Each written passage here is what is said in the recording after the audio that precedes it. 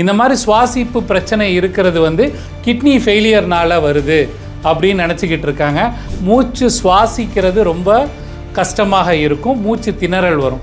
ஹார்ட்டில் தண்ணி அதிகமாக இருந்துச்சுன்னா அதுவுமே உங்களோட நுரையீரலில் தண்ணி அதிகமாகிறதுக்கு ஒரு முக்கிய காரணமாக இருக்கும். அனைவருக்கும் வணக்கம். நான் உங்கள் டாக்டர் பிரகாஷ். இன்றைய ஆரோக்கிய விழிப்புணர்வு பகுதியில் மூச்சு திணறுதல் நிறைய நோயாளிகளுக்கு இந்த பிரச்சனை இருக்குது. இந்த மூச்சு திணறுதலில் ஒரு பகுதியை பற்றி நான் பேச போகிறேன். இதுதான் ப்ளூரல் எஃப்யூஷன் அப்படின்னு சொல்லுவாங்க.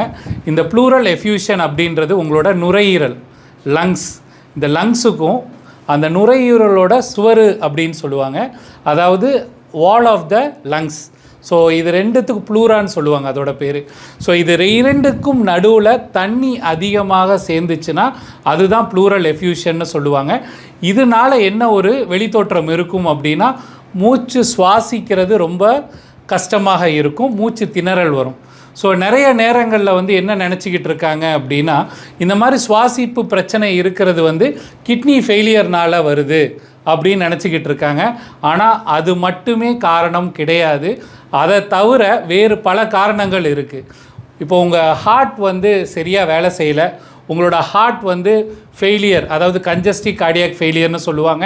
இல்லை உங்களோட இருதயத்துக்கு போதுமான அளவு இரத்த ஓட்டம் போகாது, மயோகார்டியல் இன்ஃபாக்ஷன் சொல்லுவாங்க.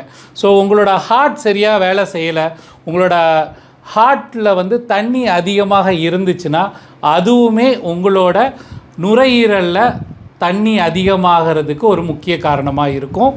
இரண்டாவது, உங்கள் நுரையீரல் சம்மந்தப்பட்ட நோய்கள், ஆஸ்மா, நிமோனியா, இந்த மாதிரி பிரச்சனைகள்னால கூட, இன்னொன்று சிஓபிடின்னு சொல்லுவாங்க, இந்த நோய்கள் காரணமாக கூட உங்களோட நுரையீரலில் தண்ணீர் அதிகமாக சேரலாம்.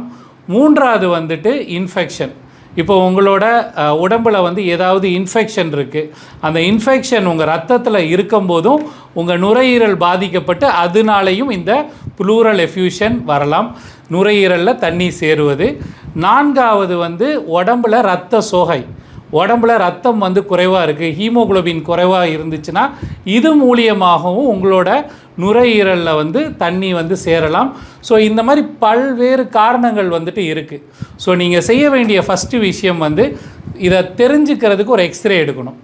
எக்ஸ்ரே உங்கள் நுரையீரல் எடுக்கும்போது இதுலேயே உங்கள் நுரையீரல் பகுதியில் தண்ணி இருக்கா இல்லையான்றது அந்த எக்ஸ்ரே மூலியமாகவே தெளிவாக நமக்கு தெரிஞ்சிடும். அடுத்தது அந்த எக்ஸ்ரே மூலியமாகவே உங்களோட ஹார்ட் வீங்கி இருக்கா இல்லையா அப்படின்றதும் நம்ம தெரிஞ்சுக்கலாம்.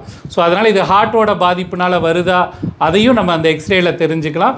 மூன்றாவது, நுரையீரல் பகுதியில் இன்ஃபெக்ஷன், உங்களுக்கு பாக்டீரியா இன்ஃபெக்ஷன் இருக்குது, அப்படி இருந்தால் கூட அந்த எக்ஸ்ரே மூலியமாக அதையும் நம்ம தெரிஞ்சுக்கலாம். இது கூட நீங்கள் செய்ய வேண்டிய ஒரு டெஸ்ட் இரத்த பரிசோதனை. இந்த இரத்த பரிசோதனை பண்ணும்போது அதுவும் உங்களுக்கு தெளிவான என்ன காரணம் அப்படின்னு சொல்லிடும். இதையும் தாண்டி உங்களுக்கு ஒரு டீட்டெயில்டு ரிப்போர்ட் வேணும்னா நீங்கள் சிடி ஸ்கேன் பண்ணலாம். ஸோ சிடி ஸ்கேன் பண்ணும்போது நுரையீரல் பகுதியில் கட்டிகள் ஏதாவது இருக்கா, இல்லை இந்த டியூபர்குலோசிஸ் இன்ஃபெக்ஷன்ஸ் இருக்கா, அது மூலியமாக உங்களோட நுரையீரல் பாதிக்கப்படுதான்ட்டு உங்களுக்கு எக்ஸ்ட்ரா இன்ஃபர்மேஷன் வரும், கண்டிப்பாக தெரியும். நீங்கள் என்ன செய்யணும் அப்படின்னா, உங்களோட டாக்டரை தொடர்பு கொள்ளுங்கள். அவங்க உங்களுக்கு அந்த ஸ்டெத்தஸ்கோப் மூலியமாக என்ன நுரையீரலில் பாதிப்பு இருக்கா அப்படின்றத கண்டுபிடிக்க முடியும். ஈவன் உங்களோட டாக்டர் இது பெர்கஷன் அப்படின்னு சொல்லுவாங்க, இது மூலியமாகவே நுரையீரல் பகுதியில் தண்ணி இருக்கான்றதையும் இந்த கை வச்சு அதில் தட்டி பார்ப்பாங்க. ஸோ இது மூலியமாகவும் அது கண்டுபிடிக்கலாம். பல விதமான பரிசோதனைகள் உங்களோட நுரையீரல் எதனால் பாதிக்கப்பட்டிருக்குன்னு கண்டுபிடிக்கிறதுக்கு முடியும். அதனால் உங்களோட டாக்டரை நீங்கள் தொடர்பு கொள்ளுங்கள். எங்களோட ஆலோசனை நீங்கள் தேவைப்பட்டுச்சுனாலும் கீழே உள்ள நம்பருக்கு தொடர்பு கொண்டு எங்களை நீங்கள் சந்திக்கலாம். நீங்கள் எங்களை சந்திக்கும் போது உங்ககிட்ட என்னென்ன ரிப்போர்ட்ஸ் இருக்குது அது எல்லா ரிப்போர்ட்டையும் கொண்டு வாங்க.